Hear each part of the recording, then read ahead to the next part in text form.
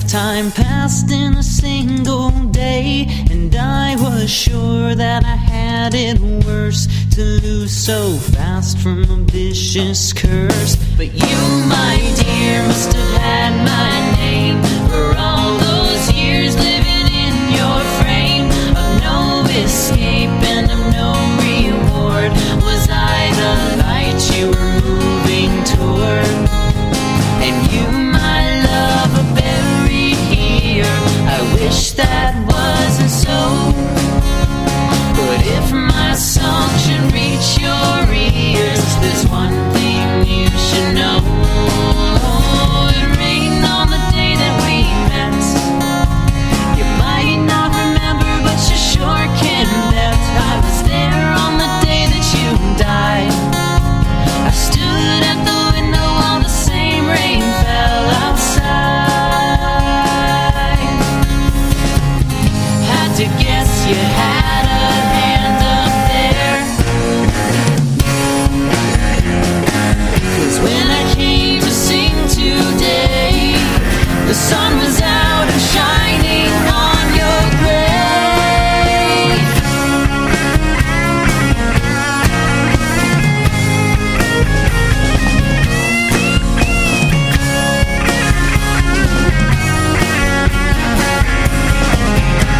And you, my love, are buried here. I wish that wasn't so. But if my song should reach your ears, there's one thing you should know. It rained on the day that we met. You might not remember, but you sure can bet I was there on the day that you died. I stood at the window while the same rain fell. It rained on the day that we met. You might not remember, but you sure can bet I was there on the day that you died. I stood at the window while the same rain fell outside. It fell outside. It fell outside. It fell outside. It fell outside. Back-to-back local music right here on the Tony Jones Show. You just heard from Dylan Sevey and the Gentlemen off of the album Join the Club. That was Same Rain. Before that, we heard from For the Love of Sloane. And I just want to mention, if for all you swingers out there and not the kind that hang out at Club Hell, we started off the program tonight with Big Bad Voodoo Daddy, maybe a name you haven't heard in a while. And that track was Big Time Operator. You are tuned in to the Tony Jones Show. TonyJones.org is my website. Don't forget, Facebook.com/Tony Jones Show is open. And because I am like an octopus of multitasking, you can chat with me live during the show over at Facebook.com/Tony Jones Show. George Garner is my co-host. As always. P.O. Taxpayer in studio. Hello. Christine in studio, bass mistress of Fall and Bounce. Hello, everybody. Rock and roll goddess. Co-host of the Coalition, which I was going to play some Fall and Bounce this evening, and I couldn't find it. It's somewhere darn in this it. pile of crap. I would have brought you a CD. Now, are you like me in that do you feel weird when you hear your music on the radio? No, I feel stoked when I hear my music on the radio. I feel like I feel horrible. You know why you feel It freaks horrible? me out. Because you're the Horrible. singer. Yeah, maybe that's why. Yeah, I don't like hearing my voice played back to Yeah. me, but I'm not the singer. I just play bass. Yeah. I would think that being a talk show host, though, would get you over that little thing about not hearing your because voice. I always think that I sound like Jerry Seinfeld. Did you ever notice this? Did you ever notice that? What is the deal with rockabilly music? Is it rock? Is it by Billy? And we've been getting some decent airplay on bigger name stations, maybe bigger name stations that could possibly give me a job, but that's a different story.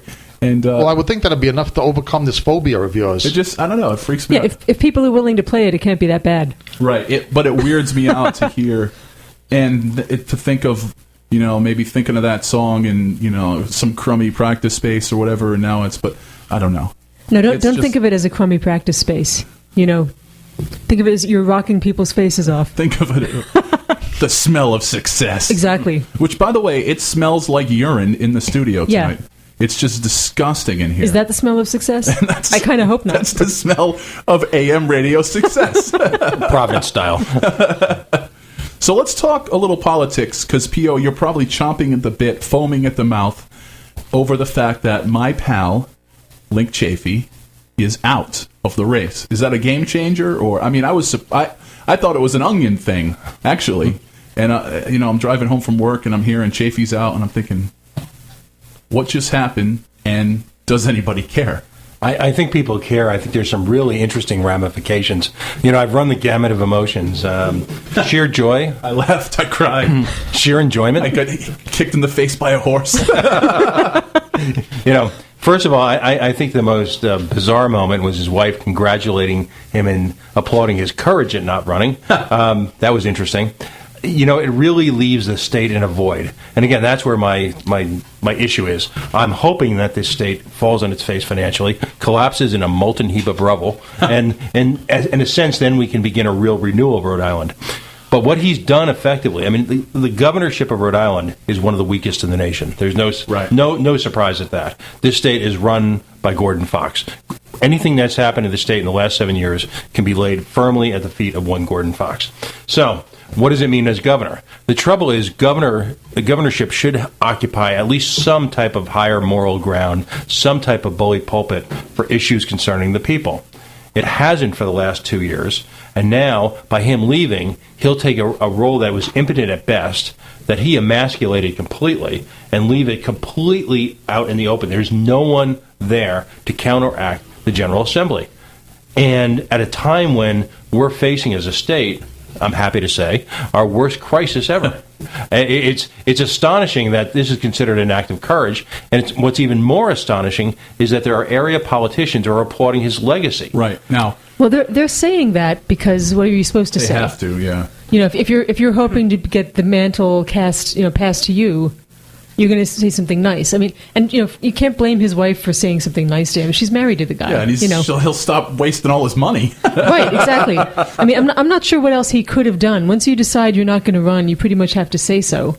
Yeah, but this is not Lyndon Johnson stepping aside to let to run the country and get them over the hurdle that became Vietnam. No, but this is a guy who's borderline functional, who's really done nothing except divide the state over the past 2.5 years. And so for politicians, I had an aunt briefly who was the nicest woman in the world, and when asked even about the most bizarre, the nastiest of people, she would come up with something like, well, they're very clean. Right. That's about the only thing you can say about Lincoln Chafee. Well, I'll just take the opposite side of the argument, play a little devil's advocate here. Mm-hmm. I mean, I don't know Lincoln Chafee personally. Is he that borderline functional, or is it just that this state is so dysfunctional that nobody can make any difference? No, it's a great question. It's both. This state was a mess. He inherited a mess. He inherited 38 special. None of that was his fault. Yeah, in fact, he was vocally against 38 special. Right. To his credit, he was the only one with the courage to. I mean, as I remember, he walked into the middle of a board meeting uninvited, and probably as a candidate. Yeah. As far as I was concerned, probably his finest moment in public life, and tried to stop it. But at the same time, once he inherited the governorship, he had this passive-aggressive thing with 38 Special where he just essentially avoided it and hoped it would fail. And he did nothing at all. It was kind of an I told you so type mentality. Right. So not unlike a petulant 8-year-old. So what would he have done differently, though? There should have been a lot more oversight. That's would definitely I have done? True. There should have been more oversight. Right. Yeah. The first thing I would have done as governor, and I'm in favor of gay marriage, but I wouldn't have worried about immigration. I wouldn't have worried about gay marriage. I wouldn't have worried about all those issues. I would have demanded a board seat at 38 Special. That's the first thing I would have done. Because of the extra legal nature of a board seat, you are then privy to everything that's going on. Well, it's a question of if he was against it in the first place, obviously he did a little bit of homework. All you had to do was a little bit of homework on this situation to realize it was unworkable. Right. So why would he? It would have been more like foolish courage. Why would you want, as the governor? Why would you want a board seat on a company that's doomed? Well, because I mean, at that point in time, you would have, as a member of the board, you are involved in the decisions. You see the inside data, the way the state set that contract up. A corporation was hired after the fact reporting on what was happening. If he had been there, I'm not sure if he could have changed anything. But I'll tell you, it would not have made a bit of difference. As someone who was very publicly opposed to it, who got into shouting matches with Carcieri, Robitaille, Keith Stokes, I mean, I call people at home. You in shouting matches? Shocking. No. True. All right. As someone who very publicly fought that, I agree with you. It was doomed for failure from the beginning. But Chafee should have at least, I mean, he's the governor. If you've ever listened to his work schedule, he wasn't killing himself. All right. So most of our governors don't. I remember Link Almond actually was notorious for that. They called him the missing link. Like, he showed up at like 9:30 and left at 4:30 or something like that. Carcieri, to his everlasting credit, was a very involved, very hard-working governor. Okay, it's too bad he didn't work a little less hard on getting 38 special. Yeah, being a fanboy. Yeah, exactly. Then again, Tony just pointed out that the governor in Rhode Island is pretty much irrelevant. So where's the impetus to get to work early? That's true. But in politics is supposed to be about the art of leadership as well as the art of negotiation in politics. You can't tell me that if a strong character got up, banging his fist on the nightly news with specific programs to handle specific situations to remedy the mess that is this state, ultimately, will he be successful? No, but at least if you're going to run for the office, darn it, try. What else do you have to lose? I think there also might be different skill sets involved in being a legislator, like in the Senate or Congress, or being an executive.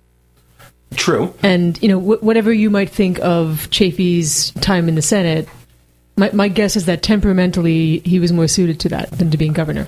Probably, because a governor is supposed to exude leadership, exude a direction. At least... Right. On a principled basis, a governor should be laying out a direction, much like a CEO of a state, all right? Laying out a direction for the state, a plan, and his ability to execute that plan is based on the talents of his people, as well as, obviously, the general legislature. Right. You sit down with your people, and you have I wouldn't call it an emergency meeting, but a focused meeting along the lines of what the heck do we do now about 38 special? As folks in wrestling would say, you need someone who's going to lay the smackdown. Right. Well, and we had a governor like that, and and it's funny, to his credit, that governor built an airport, started them all, and worked with Buddy, and Sunland was the archetype of the type of mayor that they need right now. I hated his personal politics, but he was nothing if not a leader. Right, and he wasn't a very great guy in his personal life either. From the dots that we've been able to connect. Especially if you're a raccoon, right? Right. or married to him, we don't necessarily want great guys. No, and that's another problem with the way politics is carried out now. We used to not know certain things about people's personal lives. Sure. And I'm not sure we want to go back to the point where people were, crapping on their families without anybody knowing it. But at the same time, people who don't care. You've got to have someone who can look adversity in the eye and tell them to screw. And that's what you need right now. Ultimately, though, it's too late. It's too far gone. The state has metastasized, and the cancer that is our government has brought it to the point where it really collapses in a minute.